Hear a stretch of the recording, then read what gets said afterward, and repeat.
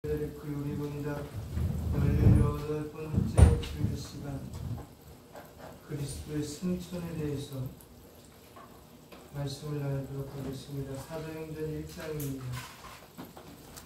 사도행전 1장 9절로 11절까지의 말씀.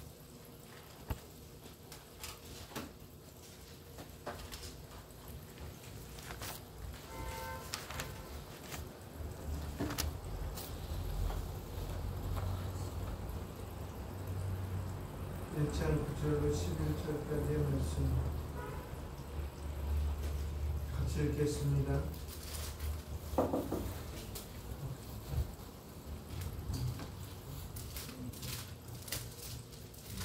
(9절로 11절까지의 말씀) 1장 9절로 11절까지의 말씀.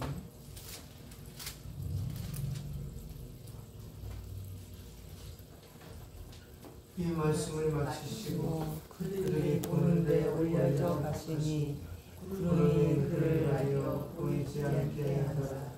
올라갔을 때 제자들이 자세히 하늘을 쳐다보고 있는데 흰옷 입은 두 사람이 그들 곁에 서서 갈릴리 사람들아 어찌하여 서서 하늘을 쳐다보느냐. 너희 가운데서 하늘로 올라주신 이 예수는 하늘로 가심을 보는 그대로 오시리라 하였느니라. 아멘. 우리가 지금 사도행전을 보고 사도신경을 보고 있습니다. 지금 오늘은 승천 부분입니다. 제가 46문을 읽겠습니다. 하늘에 오르사라는 말의 의미는 무엇입니까? 그리스도께서 제자들이 보는 가운데서 지상으로부터 하늘로 오르셨으며 장차 산자와 죽은 자를 심판하기 위해 다시 오실 때까지 우리를 위해 그곳에 계신다는 것이다. 아멘.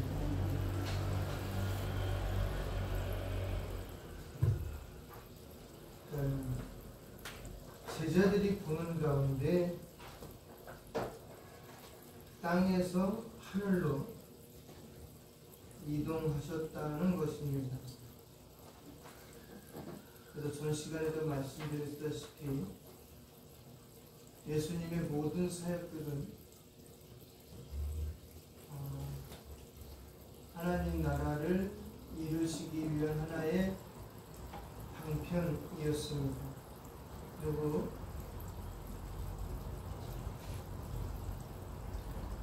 하나님의 아들이신 예수님이 돌아가신 이후에 부활도 믿는 자들에게 있어서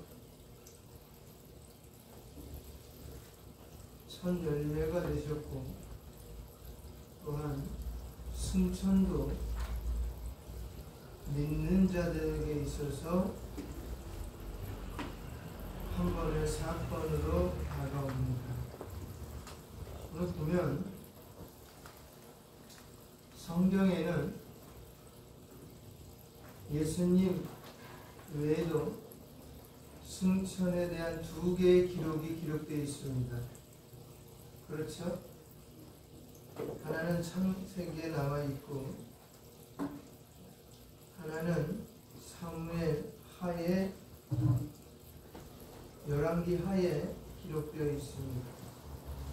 창세기에는 누가 승천했어요? 네, 에녹이 죽음을 보지 않고 올랐다고 창세기 5장 24절 기록되어 있습니다. 에녹이 하나님과 동행하더니 하나님이 그를 데려가심으로 세상에 있지 아니하더라. 그렇죠. 또 하나는 열왕기하 2장에 보면 두 사람이 길을 가며 말하더니 두 사람이 누구냐면 엘리야하고 엘리사입니다. 불수레와 불말들이 두 사람을 갈라놓고 엘리야가 회오리 바람으로 하늘로 올라가더라. 그분들은 죽음을 보지 않고 승천했다는 두 개의 기록이 있습니다. 그렇다면 이분들의 승천과 예수님의 승천은 어떤 차이가 있을까? 사실 하나님은 원하시면 누구든지 승천시킬 수 있습니다. 그렇죠? 응? 그랬으면 좋겠어요. 예수 믿는 사람은 죽은 다음에 바로 그냥 올라갔으면 좋겠어요. 아니면 살아있을 때 그냥 올라갔으면 좋겠어요. 그러면은 다 예수 믿겠죠? 그렇죠? 굳이 교회를 세울 필요가 없잖아. 다 예수 믿는데 뭐. 그렇죠? 응? 얼마나 좋겠어요. 살아있을 때 쑥쑥쑥쑥 그냥 잡아당기고 휴거 당하듯이 쑥쑥쑥 끌어올려지면 얼마나 좋겠습니까? 근데 그런 사건은 지구 역사상 3번밖에 안 일어났다는 거죠. 6,000년의 역사 중에 3번밖에 없었어요.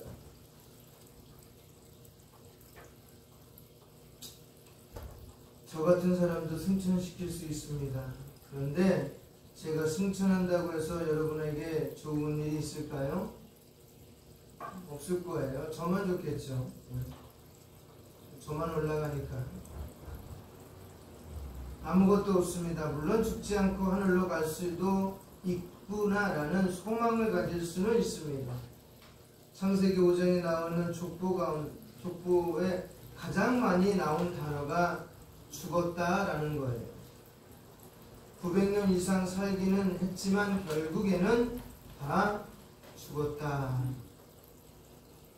따라서 에녹 등의 승천은 구약의 성도에게 분명 소망을 주는 것이었을 것입니다. 그러나 그런 유익은 에녹 자신이 주는 것이 아니라 그를 데려가신 하나님이 주신 것입니다. 주님께서 승천하신 것은 우리에게 단지 천국에 대한 소망만을 주는 것이 아니라 그분 자신이 실제로 우리에게 영적인 유익을 준 것입니다. 승천에 대해서 고백할 때 이 부분을 명심해야겠습니다.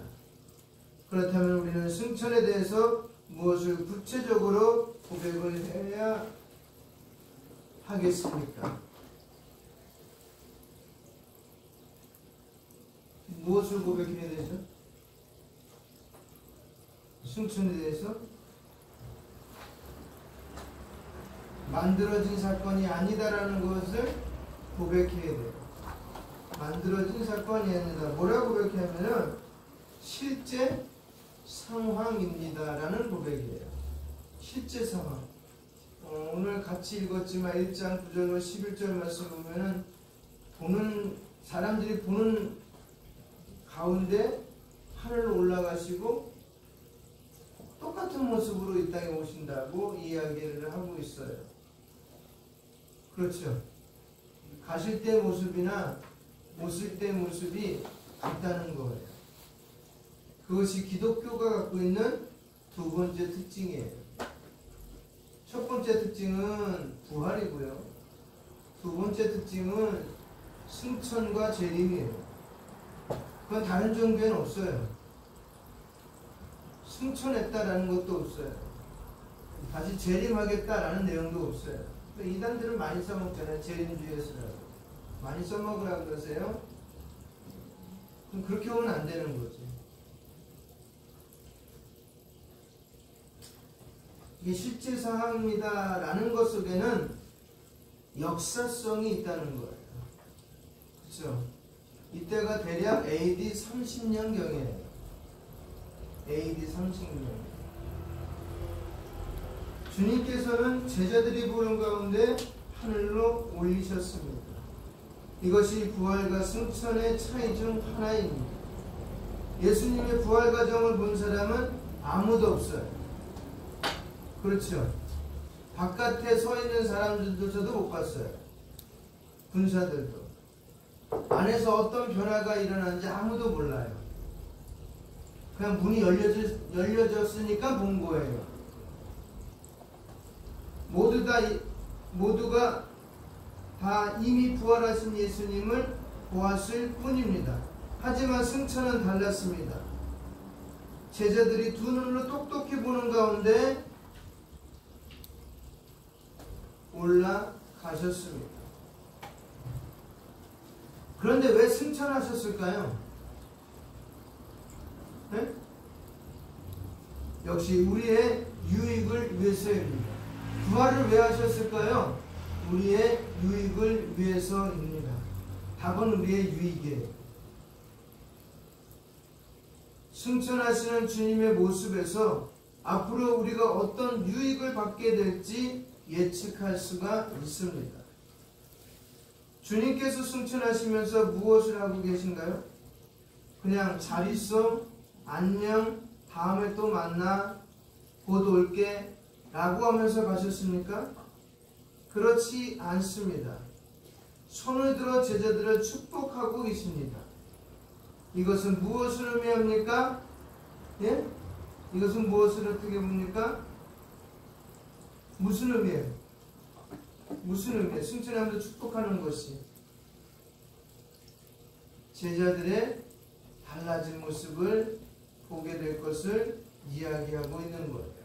그러게 이 모습을 보고 성령도 받았지만 이 모습을 보고 어떻게 된 거예요? 담대함이 생긴 거예요. 그래서 성령 받고 난 이후에 그들이 전한 거는 딱 뭐예요? 태어나심, 사역하심, 죽으심, 부활하심, 승천하심, 이것밖에 증거하지 않았어요. 거기에 그 어떤 문구도 사입하지 않았다고요. 우리 너무 많이 사입해요. 그걸 뭘 이해시키려고 굉장히 노력을 해요. 근데 성경은 이해시키려고 노력할 필요 없어요. 우리는 그냥 예수님이 누구라고 얘기하면 돼요. 바울이 얘기했던 것처럼 뭐 우리나라 사람이야 구약에 대해서 잘 모르고, 그쵸? 신약에 대해서 잘 모르고 그냥 예수만 아는 거잖아요. 우리는 그냥 예수님에 대해서만, 예수님이 이스라엘 백성 가운데 오셨고, 그러고서 30살부터 33살까지 우리의 죄를 위해서 사역하시고, 그리고 본디오 빌라도에게 잡히셔서 모진 고문 끝에 십자가에 돌아가시고, 그리고 나서 3일 만에 3일 후에 무덤에서 부활하시고, 그 다음에 40일 동안 제자들과 동행하면서 이 얘기 저 얘기 하시면서 하나님의 나라에 대해서 이야기하셨을 거예요, 분명히. 그러고 나서 40일째 되는 날 올리브산에서 제자들이 보는 환경 가운데 하늘로 승천하셨습니다. 그리고 지금 그분은 어디 계세요? 아버지 우편에서 우리를 위해서 중보기도 하고 계십니다. 그분이 예수님입니다 라고 얘기하면 돼요. 그래서 우리들에게 있어가는 큰 특징은 예수님의 탄생, 예수님의 부활하신, 예수님의 승천, 예수님의 오심이 중요한 교리입니다 라고 얘기하면 돼요. 그렇잖아요. 그거 말고 무슨 교리가 필요해요? 잘 되라, 못 되라, 부흥해라, 이건 교리가 아니에요. 그거는 아무 하나님 나라와 아무런 관계가 없어요. 하나님 나라와 관계 있는 건 그 내용들이에요. 우리 예수가 누구인지만 알려면 돼요. 근데 그렇게 얘기할 때 누가? 성령 하나님이 듣는 자에게 들을 귀가 있으면 마음의 문을 열게 하고, 들을 귀가 없으면 마음의 문을 닫는 거예요. 어떻게 보면 굉장히 단순해요. 그 내용밖에 없으니까. 누가 예수 믿었더니 잘 되고, 집안이 잘 되고, 자녀들이 잘 되고, 그거는 내가 예수 믿고 나서 체험할 수도 있지만 체험하지 못할 수도 있는 거예요. 그것이 다 맞다고 임상을 들어 얘기한다면, 만약 그렇게 못한 사람들은 예수 잘못 믿는 거겠네? 그렇잖아요. 그런 게 아니라는 거예요. 내가 그렇게 해서 나의 귀를 열고 마음의 문을 열고 받아들이고 난 이후에 삶 가운데 그런 열매가 맺지 아니할지라도 다시 오실 주님을 기다리면서 살아가는 거예요. 근데 우리는 그거 다 단절시켜놨어요. 지금 우리 신앙인들을 이렇게 살아야 된다고 아주 못을 대못을 박아놨어요. 그렇게 살지 않으면 다 가짜라고 얘기하고 있어요. 임상실험이 그렇게 다 만들어놨어. 그러니까 완전 머리에 인이 박였어. 아, 예수 믿으면 잘 돼. 예수 믿으면 잘 돼. 예수님 믿으면 잘 돼. 내 새끼도 잘 돼. 내 부모도 잘 돼. 우리 가정은 풍년이야. 이렇게 됐어요. 제가 말씀드리잖아요. 농사 짓다 보면은 우리나라도 그렇게 큰 땅덩어리는 아니지만 중부, 남부, 동서 나눠져 있잖아요. 동쪽에서 비 많이 올 때 서쪽에서 비 한 방울 안 올 때도 있어요. 그러면 동쪽에서 예수 믿는 사람이 뭐라고 기도할까요? 하나님 이 비 좀 끊쳐달라고 기도할 거 아니에요. 간절하게. 농사 마치니까. 근데 서쪽에서는 비 끊쳐달라고 기도할까요? 아니야. 비가 와야 되고 비가 한 방울도 안 와서 눈이 쩍쩍쩍쩍 갈라지니까. 그럼 어떤 게 정답이라고 얘기하셨어요? 정답이라고 얘기할 수가 없어요. 근데 우리는 자꾸만 못을 막아놔요. 머리에다가. 어디? 내가 동쪽에 사니까. 내가 서쪽에 사니까. 내가 북쪽에 사니까. 못을 박아놓고 예수 믿고 있는 거예요. 거기서 벗어나면 큰일 나는 거야.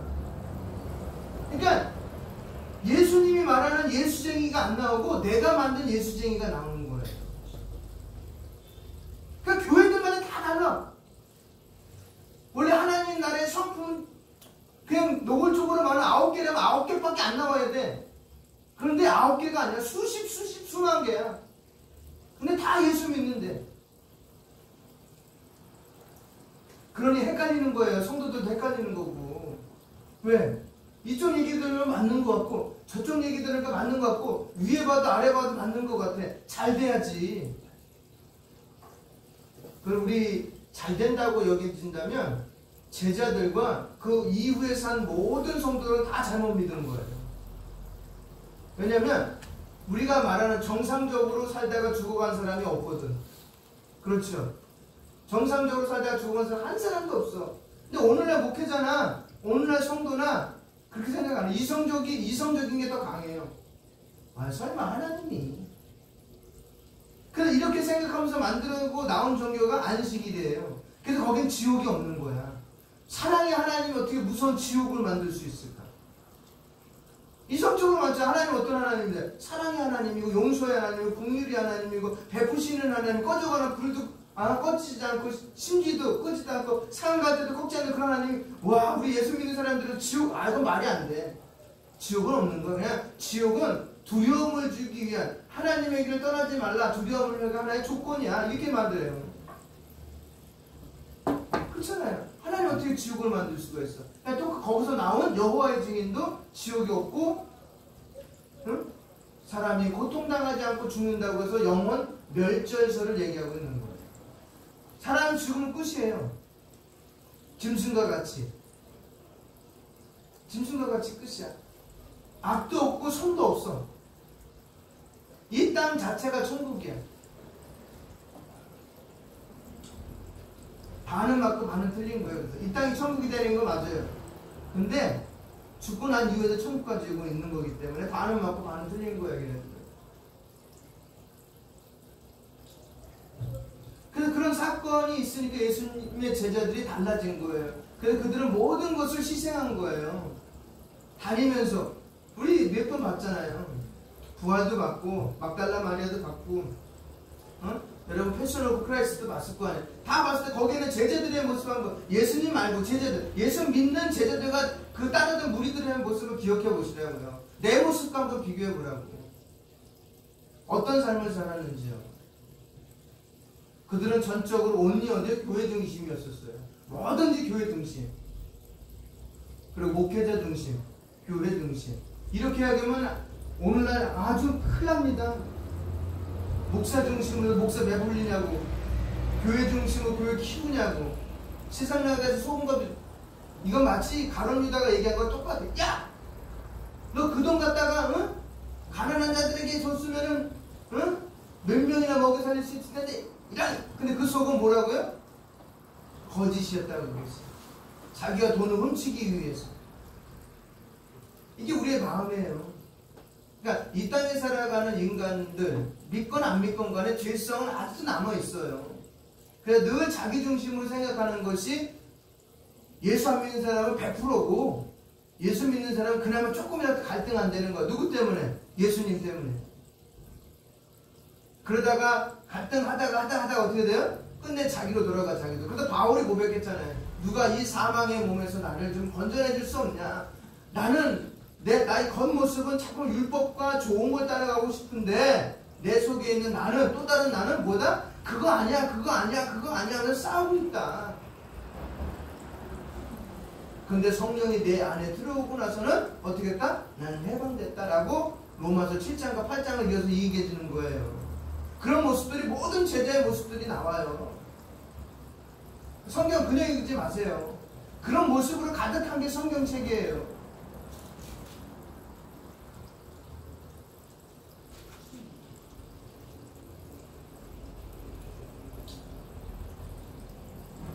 여러분, 제자들이 달라졌어요. 그렇죠?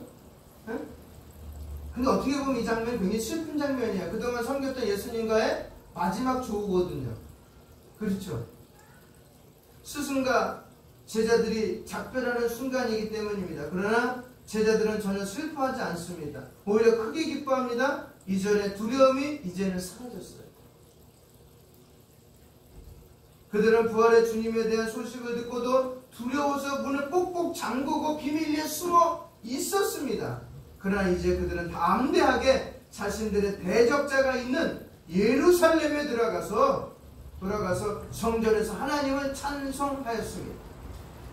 이거요, 잡아갈 테면 잡아가라. 그전에는요, 잡아가면 안 되죠. 두려워서 숨었죠. 무서워서 숨었죠.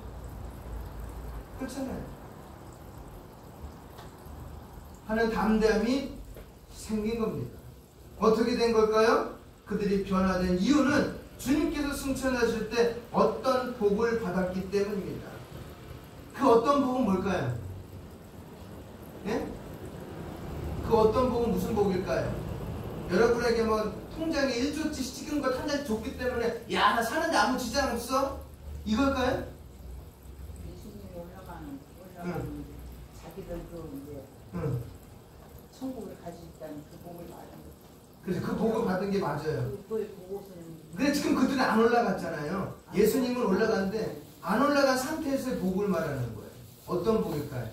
그것도 맞고. 그거잖아요. 어떤 거? 우리도 나중에는 그 올라가리라는 그 복을 받은 거고. 네.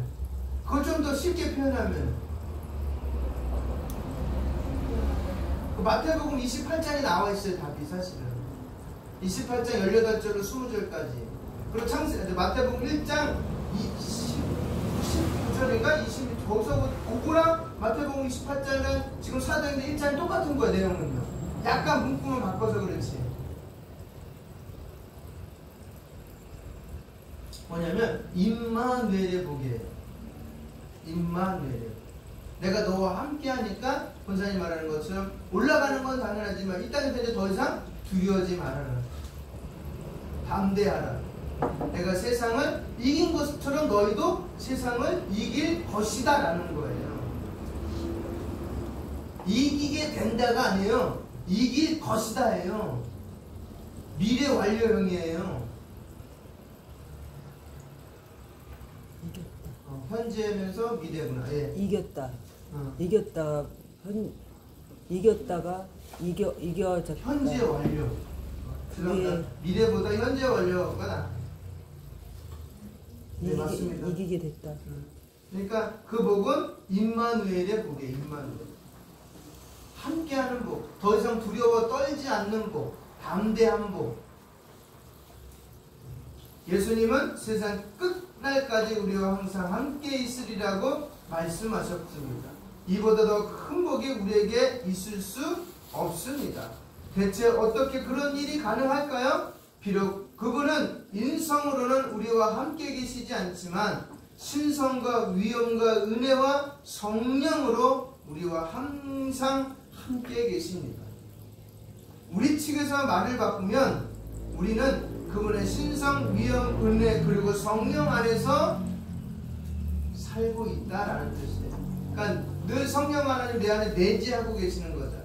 그래서 내재하고 있는 성령이 내재하고 있는 공간을 우리는 성전이라고 얘기하는 거예요. 그래서 우리는 두 가지의 성전이 항상 존재하는 거예요. 보이는 성전과 보이지 않는 성전. 보이는 성전은 지금 눈에 보이는 거예요. 이거요. 건물 교회. 보이지 않는 것은 내 마음에 있는 성전. 예배당이 더 낫죠. 그래서 그것은 뭐라고요? 거룩한 장소. 그래서 음식이든 생각이든 함부로 먹어서도 안 되고 생각해서도 안 된다는 거예요. 왜? 내 안에 늘 성전이 365일 죽을 때까지 같이 있기 때문에, 보고 계시기 때문에. 그래서 이 땅에서도 해롭다고 하는 거 먹으면 안 되는 거예요. 사실요. 단순한 거예요. 이렇게 신앙은. 술, 담배 하지 마십시오. 왜? 하나님이 싫어하거든. 나는 먹을 수 있어요. 술 먹고 담배 먹을 수 있어요. 그건 천국과는 아무런 관계가 없어요. 내가 믿음으로 고백한 다음에 아무런 관계가 없어요. 근데 무엇 때문에? 내 성전이 더럽혀지니까. 그것으로 인해 더럽혀지니까 하지 말라는 거다. 성경에는 안 나오잖아요. 담배 피지 말라는 내용 없잖아요. 그죠? 술 먹지 말라는 내용은 있긴 있어요. 잠언서하고 이제 골로새서나 예배소서에 보면. 근데 또 이제 들고 있는 사람들 얘기가 예수님도 포도주 마시지 않았냐? 그리고 바울도 디모데에게 포도주 쓰라고 하지 않았냐? 이렇게 들이대래요. 근데 그때는 그게 포도주가 약도 될 수 있고, 지금처럼 약이 흔하지 않은 시대에 발효가 돼서 약도 될 수 있고, 술 취할 정도로 먹지 말라는 거예요.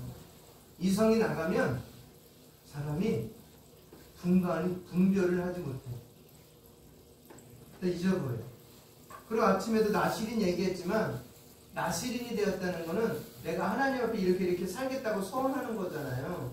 내가 십자가에 달린 예수님을 구주로 섬기면서 이렇게 살겠다고 나시린 서약한 거예요. 사실은요. 언제? 세례받을 때. 그럼 그렇게 서려야죠. 거기 중에 하나가 뭐냐면, 우리 성경은 이제 다른 성경이나 영어 성경이나 원어도 마찬가지지만, 술이라고 하는데 우리나라는 이게 소주라고도 돼 있고 독주라고도 돼 있고 이런 표현이 있어요.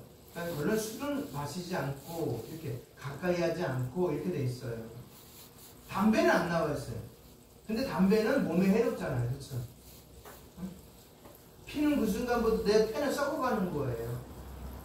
그걸 회복하려면 수십 년, 수백 년의 시간이 걸려요. 신앙인으로서 하지 말아야 될 것들입니다. 그래서 요리문서 46문에서 말하고 있듯이 그리스도의 승천은요, 자기 자신의 영광을 위한 것이 아니라 다른 모든 구속 사역처럼 그리스도의 승천도 누구요? 우리의 유익을 위해서 승천하셨다는 거예요. 거기엔 세 가지 설명드릴 수 있습니다. 왜 승천이 우리를 위한 것인지 세 가지가 있는데, 첫 번째가 하늘에서 그의 아버지 앞에 서신 우리의 대언자로서 승천하신 거예요. 이제 대언하시기 위해서. 이 땅에서 사역은 제한적이잖아요. 그렇죠? 이제 그곳에서 온 인류를 향한 믿는 자녀들을 위한 대언자의 사역을 하시기 위해서. 예수님은 제자들을 축복하면서 승천하셨습니다. 그러나 축복은 승천의 그 순간에만 하신 일이 아닙니다. 그분은 하늘에 오르고 나서도 여전히 우리를 축복하십니다. 승천하셨다는 것은 하늘이 열렸다는 것을 의미하고, 또한 하나님과 인간이 화목하게 되었음을 의미합니다. 하늘이 그리스도를 받아들였습니다.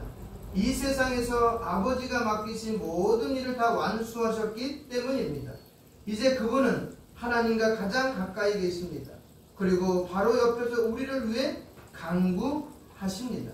우리 기도가 응답받을 수 있는 확신이 바로 여기에 근거를 두고 있습니다. 승천하신 그리스도께서 우리에게 주시는 축복 가운데 가장 큰 축복은 죄사함의 축복입니다. 요한일서 2장에 보면 만일 누가 죄를 범하면 아버지 앞에서 우리에게 대언자가 있으니, 누구 앞에서요?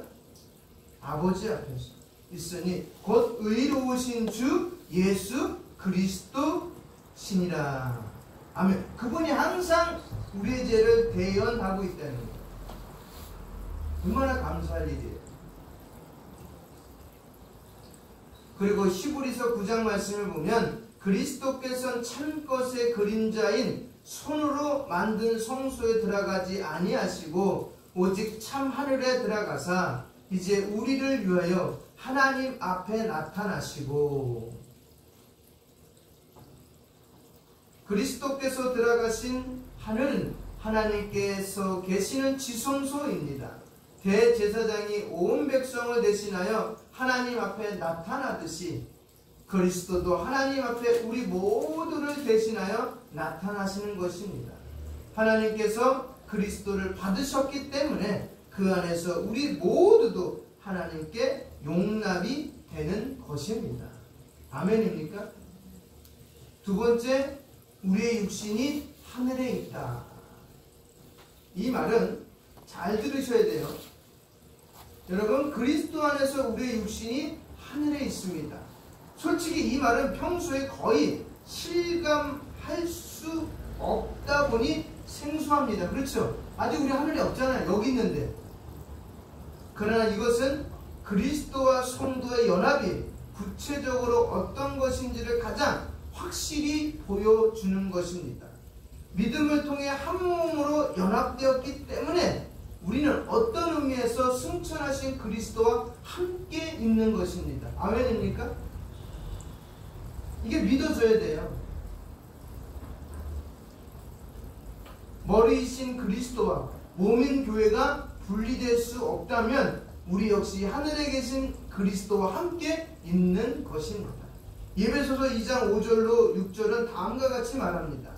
허물로 죽은 우리를 그리스도와 함께 살리셨고 또 함께 일으키사 그리스도 예수 안에서 함께 하늘에 앉히시니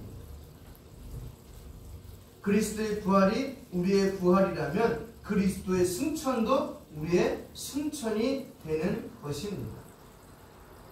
세 번째, 자신의 성령을 우리에게 보내주신 것입니다. 성령을 통해 오는 유익을 말합니다. 승천은 사탄에 대한 확실한 승리를 의미합니다. 승리한 자에게는 보상이 따릅니다. 승천하신 주님께서 하늘의 아버지께서는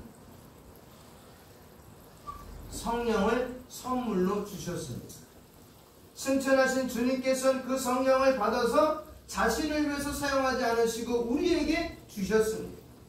승천하신 주님께서 교회를 위해서 가장 먼저 하신 일은 바로 오순절에 성령을 주신 것입니다.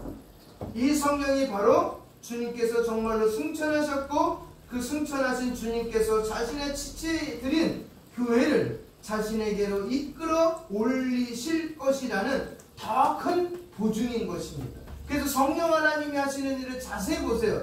자기의 유익을 위해서 하는 일이 있는지, 누구의 유익을 위해서 하는 거 전부 다 예수 그리스도와 교회예요. 자신을 위해서 하는 일이 하나도 없어요. 뭐 예수님도 마찬가지죠. 근데 오늘날 자칭 성령 하나님이라고 하는 사람들 보면 어떻게 살아가요? 누구를 위해서 살아가요? 그럼 거짓말이지. 그거만 봐도 가짜라는 게 나타나잖아요. 성경을 바로 보고 있다면, 바로 읽고 묵상하고 있다면, 그쵸? 바른 교회 다니고 있다면 들어도 넌 가짜야. 이게 나와야죠.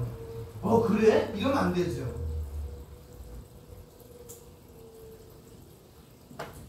그래서 이 성령을 통해 믿음 안에서 우리는 하늘에 계신 그리스도를 볼 수 있습니다. 따라서 하늘은 우리 모든 삶의 궁극적인 목표가 되어야 합니다. 그리스도인들은 세상 사람들과 근본적으로 다릅니다. 그들은 세상에서 살면서 땅의 것만 바라보며 살다가 결국 땅에 묻혀 흙으로 돌아갑니다. 그러나 우리는 다릅니다. 머리 대신 그리스도께서 하늘에 계시기 때문에 비록 이 땅을 살아가지만 여기가 최종 목표는 아닙니다. 빌립보서 3장 같이 볼까요? 3장 20절. 빌립보서 3장 20절.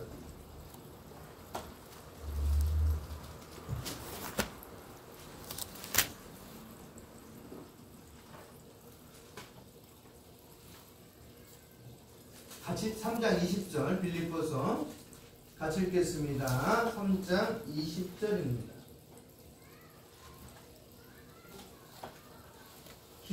같이 읽겠습니다. 3장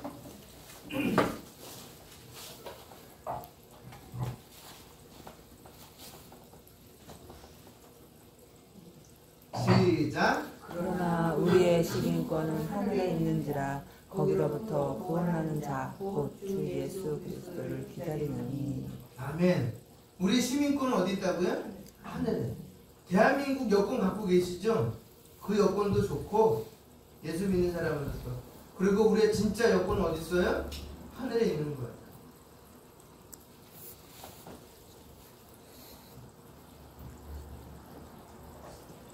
여러분, 그러게 이 땅의 것에 너무 연연하지 마시고요. 살아있을 동안 주신 것에 대해서는 감사하면서 하나님 나라와 의를 위해서 사용하시기를 주님의 이름으로 부탁드리겠습니다. 무엇이든지 초점은 교회와 하나님의 나라예요. 이해 가시겠죠? 여러분들을 세뇌시키기 위한 것이 아니라 내가 정말 땅의 사람이 아니고 하늘에 바라보는 사람, 하늘의 시민권을 가지고 있는 사람이라면 초대교회의 모습을 보시라고요. 이것이 자꾸만 인본주의로 흘러가다 보니까 사람의 이성을 맞추다 보니까 지금 이렇게까지 온 거예요.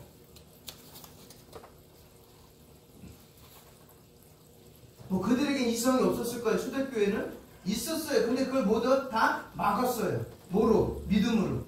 견디고 인내하며. 근데 오늘날은 안 그래. 인내 안 해. 이성적인 것이 더 크면 그쪽으로는 가버려. 그러면 우리는 땅의 것을 바라보다 땅에 묻히는 이 땅의 사르크스적인 크리스찬이에요. 육체적 그리스도인이라고. 구원받지 못할 그리스도인들. 뭐 제가 구원 줬다 안 줬다 할 수는 없지만, 그런 능력도 없고 자격도 없지만,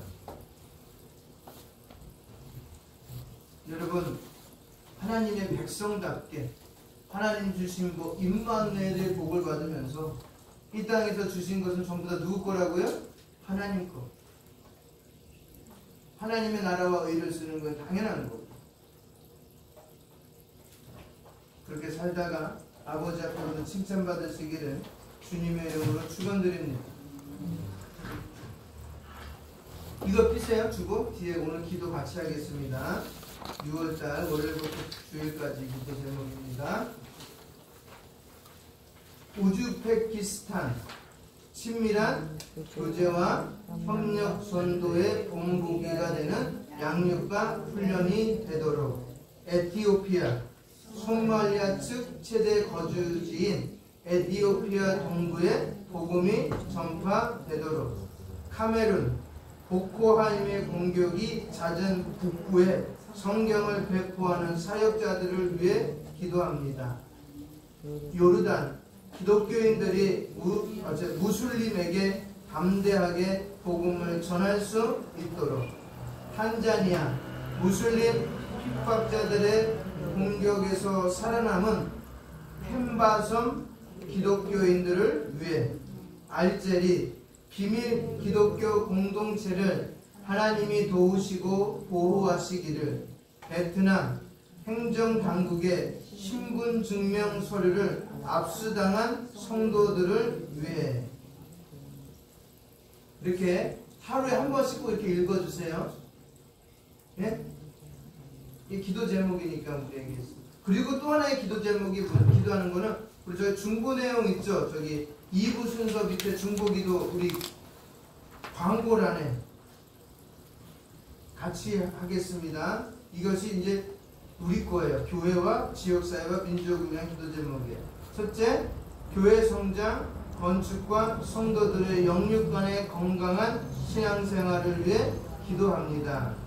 기도와 물질로 협력하는 곳과 선교사님들을 위해 기도합니다. 주중 성경 읽기, 중보기도, 복음 증거가 생활이 되길 위해 기도합니다. 다솜 작은 도서관과 비영리 봉사단체 다솜이들을 위해 기도합니다. 아멘. 이거 끝난 다음에, 이 두 가지가 끝난 다음에 여러분들의 기도를 한 5분 안에 끝내세요. 총 5분 동안 하루에 매일 5분씩만 기도하세요. 이렇게. 이해 가시겠죠? 더 길게 하면 좋고. 네, 주기도문 하겠습니다.